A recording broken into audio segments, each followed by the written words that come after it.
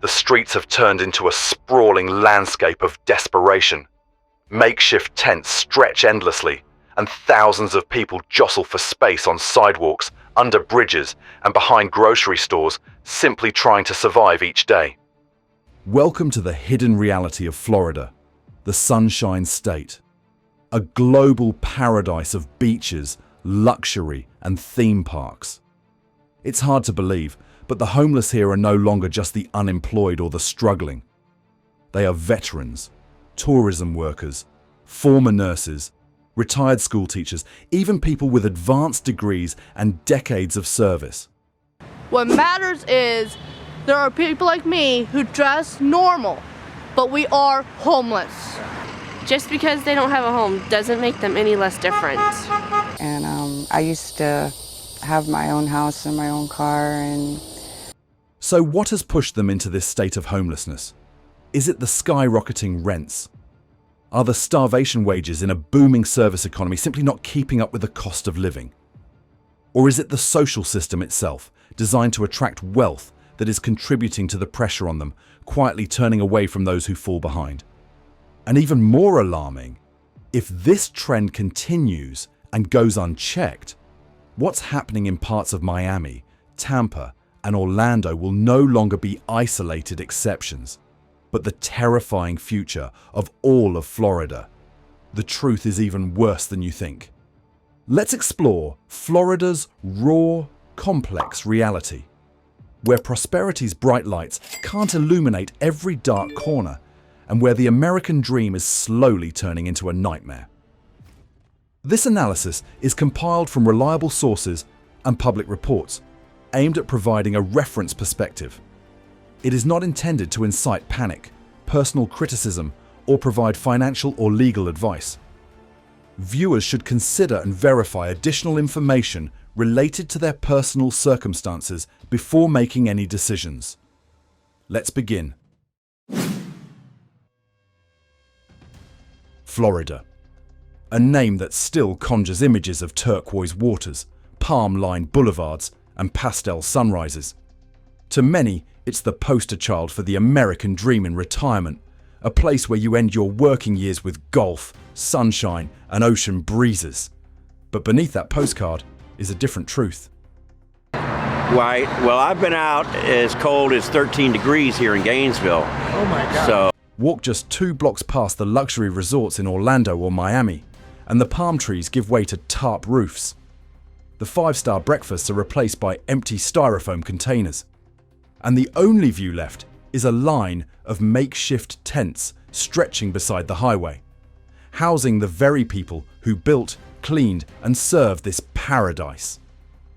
According to the US Department of Housing and Urban Development, Florida ranks 3rd in the nation for total homelessness, with more than 31,000 people living without stable shelter, and that number has increased sharply since 2020. Yet this crisis isn't visible on the brochures. The tourism industry, worth over $100 billion annually, keeps the camera angled just right. Beautiful beaches, clean streets, exclusive villas. But here's the truth. While Florida's elite sip cocktails overlooking the shore, thousands of residents are sleeping in cars parked 1 street behind the boardwalk. The American dream still exists here, but only for those who can afford it. For everyone else, Florida has become a cautionary tale, a state where the price of sunshine might be your dignity, your security, and eventually your home. If even those working in the tourism industry, the very backbone of Florida's economy, can't afford to live here, then who is this paradise really for? When people hear the word homeless, many still picture a stereotype. Someone chronically unemployed, perhaps with mental struggles, sleeping on a sidewalk with a cardboard sign. But that picture is outdated. Today in Florida, homelessness is wearing a new face. And it may look a lot more familiar than we think. Across the state, growing numbers of unhoused people aren't vagrants. They're hotel housekeepers, school cafeteria workers, delivery drivers, and even retired veterans. They're people who put in 40, sometimes 50 hours a week and still can't afford a roof over their heads. A recent report from the Florida Housing Coalition shows that nearly half of all renters in the state are cost-burdened, meaning they spend more than 30% of their income on housing. For tens of thousands, it's closer to 50% or more. Take those working in Florida's thriving hospitality sector. The people making beds at beachfront hotels, serving meals at Disney restaurants, or handling luggage in Miami's luxury resorts. Many earn around $15 an hour. That's roughly $2,400 per month before taxes. Not nearly enough to afford even a modest apartment in many parts of the state, where average rents have soared past $2,000 per month. Working full-time, but still living in your car, that's not a failure of the person. That's a failure of the system. She said, and retirees aren't exempt either. Many older Floridians live on fixed incomes, Social Security, small pensions, or modest retirement savings. But as insurance rates rise, groceries go up, and property taxes swell, more seniors are finding themselves priced out of the homes they thought they'd die in. Some now live in converted vans, parked in 24-hour lots. Others sleep in motel rooms paid by what's left of a pension until that too runs out. One community worker in Central Florida put it this way: "These aren't people who gave up. They're people who did everything right and still fell through the cracks." This isn't about bad decisions. It's about a system where even playing by the rules doesn't guarantee you a place to sleep. So when we walk past someone in a tent or see someone living in their car, maybe it's time to stop asking, "What did they do wrong?" and instead ask, "How close am I to being in their shoes?" In Florida, you can drive for miles and see homes, brand new condos, high-rise apartments, pastel-coloured houses near the beach.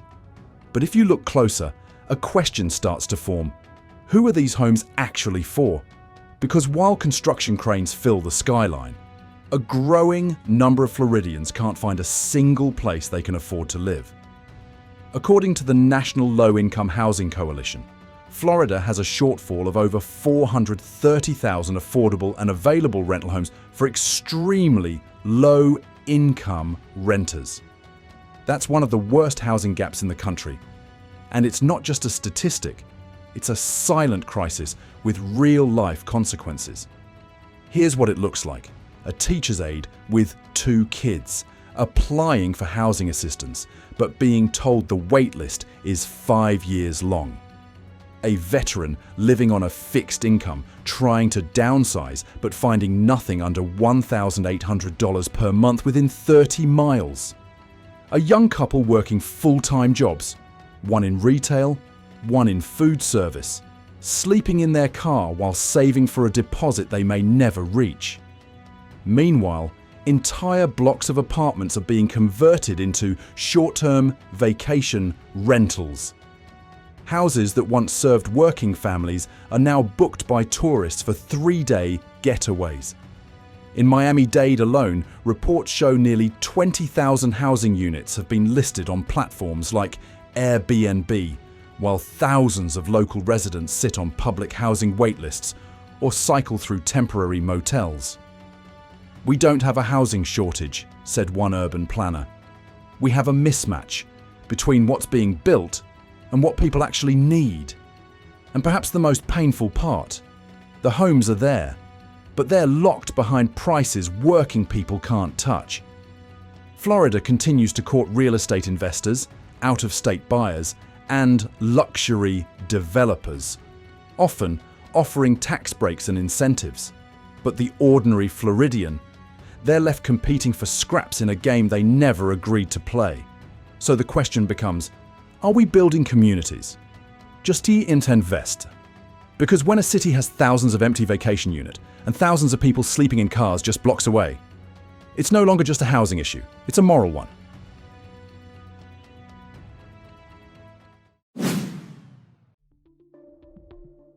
In Florida, sleeping outside can now get you a criminal record.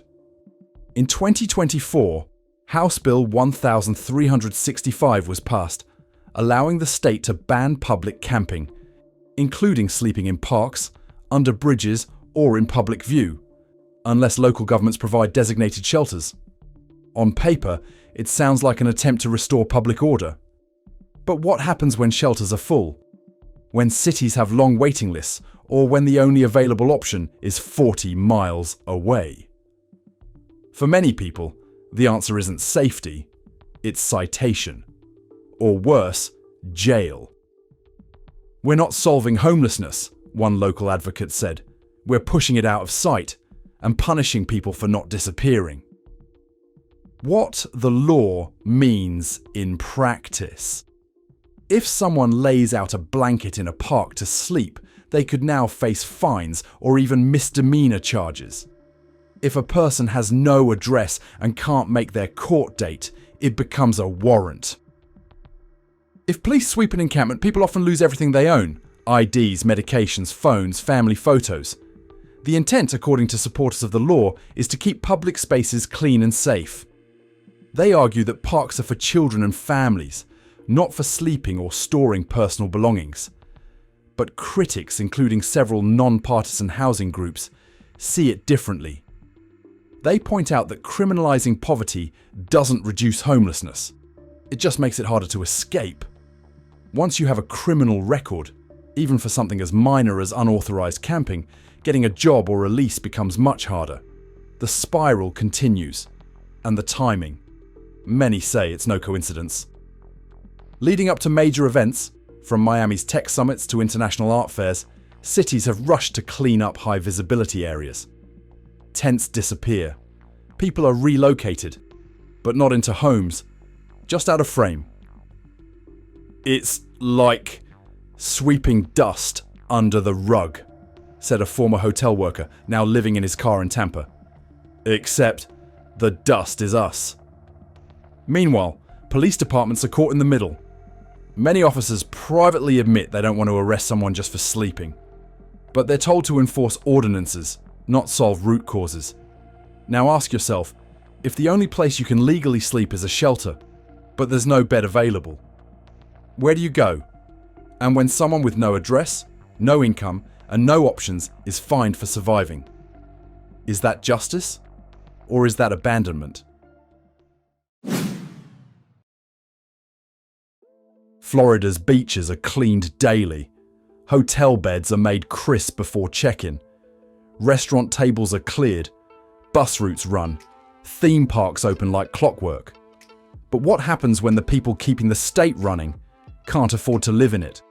In cities like Orlando and Miami, the tourism and service industry powers the local economy, generating over $140 billion a year. But a growing share of those workers, hotel staff, servers, shuttle drivers, even rideshare operators, are sleeping in cars, motels, or rotating between friends' couches. Not because they're lazy, but because even with full-time jobs, housing has become unreachable. A 2023 report from the National Low-Income Housing Coalition showed that in order to afford a modest one-bedroom apartment in Florida, a person needs to earn at least $27 per hour, almost 2.5 times the state's minimum wage. But wages in hospitality often hover around $14 to $18 an hour. Many workers take double shifts or work 6 to 7 days a week just to make rent, and even then, some can't. I start my day at 6 a.m. cleaning hotel rooms, one 54-year-old housekeeper shared in a local survey. This isn't rare. It's the reality for thousands of workers. The very people tourists interact with every day without ever knowing what their nights look like. While housing costs surged, support systems did not. Affordable housing stock is shrinking, down over 430,000 units statewide. Rent prices in major cities have jumped over 30% in 3 years. Many workers make too much to qualify for aid, but too little to qualify for a mortgage. This has created a new homeless demographic in Florida, the working homeless. People who pay taxes, show up on time, follow the rules, but still sleep in parking lots. The irony cuts deep. A person can prepare a $500 meal for a hotel guest, but go home hungry themselves. They can guide tourists to luxury rentals, but can't afford one bedroom for their own family. And when the very backbone of a state's economy cannot access housing, what does that say about the structure of that economy? This labor paradox, working full-time yet still unhoused, isn't just a Florida issue. But in a state built on service, the effects are especially harsh and increasingly visible. If even full-time employment can't guarantee a roof over your head in Florida, what hope is left for those facing even greater hardships? What happens when personal stability crumbles and the last safety nets vanish?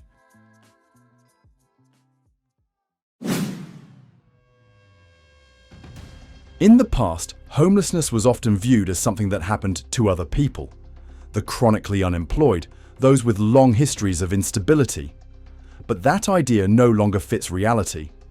Today, an increasing number of Florida's homeless are families, parents, seniors, recent college graduates, middle-income workers, people who did everything society asked of them and still couldn't stay afloat.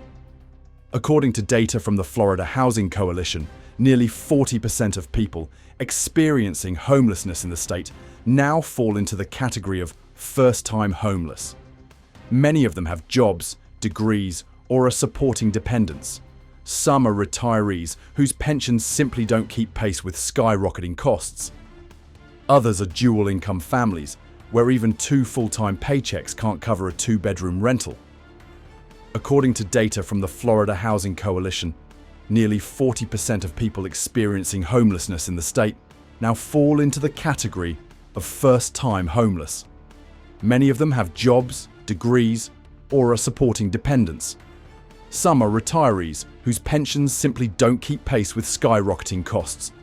Others are dual-income families, where even 2 full-time paychecks can't cover a 2-bedroom rental. And perhaps most startling, some are children. A 2023 report from the Florida Department of Education showed that over 82,000 students across the state are classified as homeless, living in motels, shelters, or doubled up in overcrowded homes.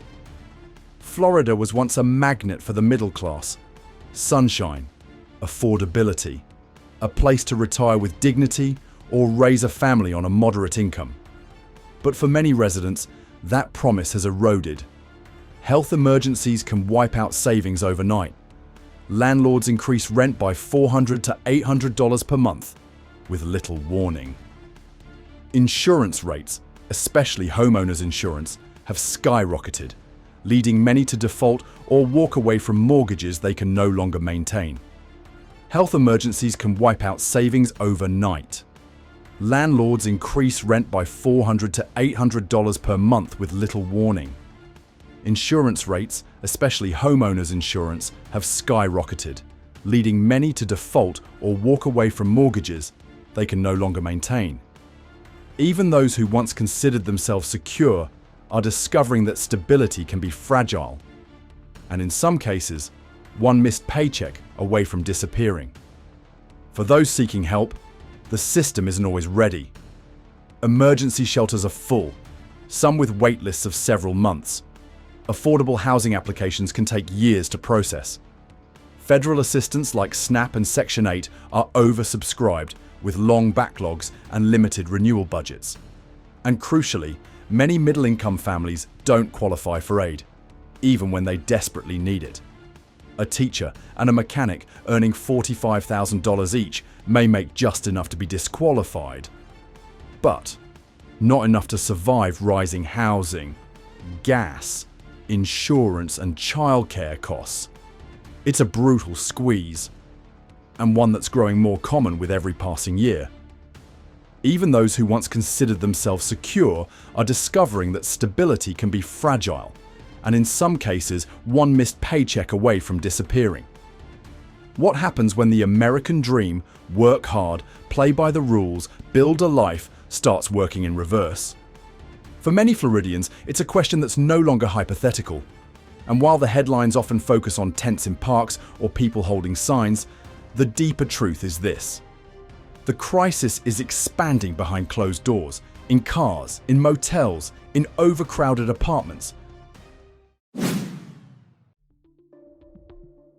Amid all the headlines, policies, and statistics, it can be easy to forget one thing: people still care. In small pockets across Florida, quiet acts of kindness continue, not driven by headlines or politics, but by the simple belief that no one deserves to be left behind. In downtown Orlando, a retired couple, both in their 70s, spend 2 mornings a week handing out sandwiches and hygiene kits to people living in their cars. They don't run a foundation. They don't have a website. They just bring what they can, because, as they put it, we remember what it's like to struggle. In Gainesville, a group of church volunteers have opened their sanctuary every Friday night to offer a safe, warm place for women and children. No sermons, no questions, just a cot, a hot meal, and a few hours of rest without fear.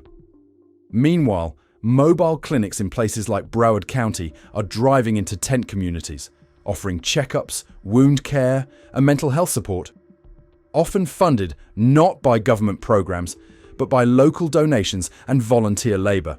These aren't grand solutions.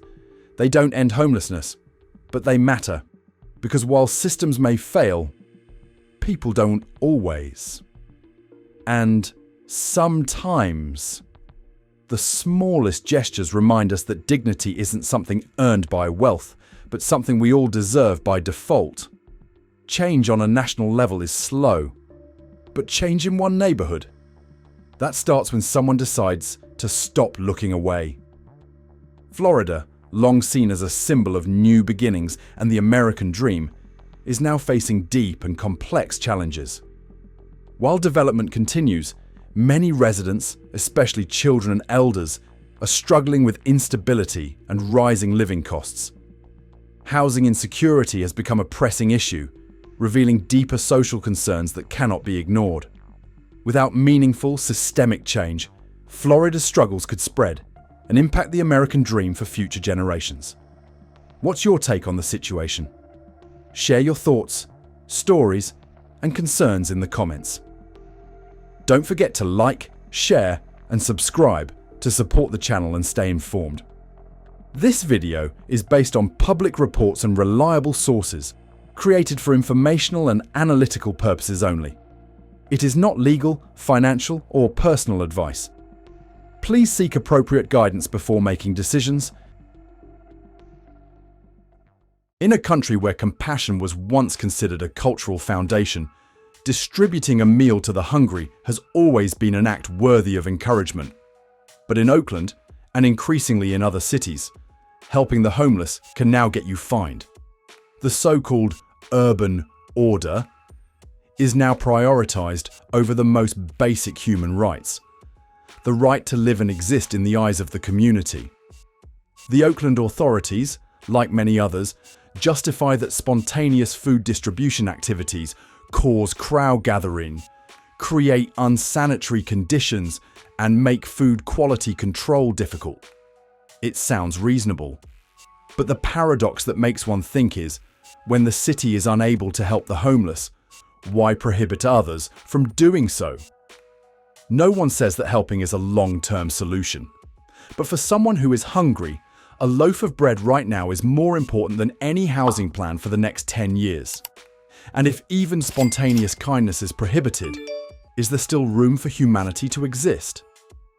The most dangerous thing is not the fine of a few $100s for the food distributor, but the danger lies in gradually making people believe that helping others is wrong.